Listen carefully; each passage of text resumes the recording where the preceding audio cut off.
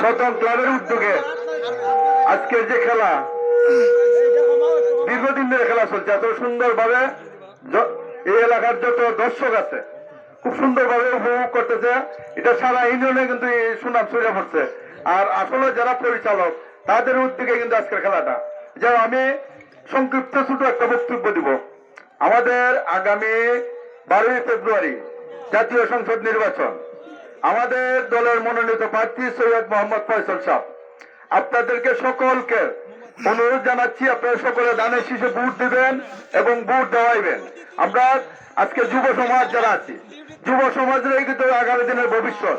আমাদের যে প্রার্থী, আসলে উনার কোনো তুলনা হয় না। আজকে সোনারঘাট টু শতং বাজার যে ফাঁকা রাস্তা, আমরা যা দীর্ঘদিন ধরে চলাফেরা করতেছি, রাস্তাটা কিন্তু তখন কিন্তু উনি এমপি ছিলেন না। উনার এই অবদান, আমি আশাবাদী আগামী নির্বাচনে আমাদের প্রার্থী সৈয়দ মোহাম্মদ ফয়সাল সাহেব ইনশাআল্লাহ জয়লাভ করবেন। আপনারা সকলে মিললে ফয়সাল সাহেবের জন্য কাজ করতেন, সকলে মিললে ভোট দিতেন। প্রত্যেকটা ভোটারের কাছে যদি আমরা এই মেসেজটা পৌঁছে দিতে পারি, আমাদের উন্নয়নের কোনো বাধাগ্রস্ত হবে না। আমরা আশাবাদী উন্নয়নের জন্য আমাদের খুব ভালো একটা অবস্থান হবে। আমাদের যে লতিফপুর লস্করপুর রাস্তা, এই রাস্তাটা ইনশাল্লাহ ফয়সাল সাহেবের আমরা কথা হয়েছি, এই রাস্তাটা কিন্তু আমরা করে দিবা।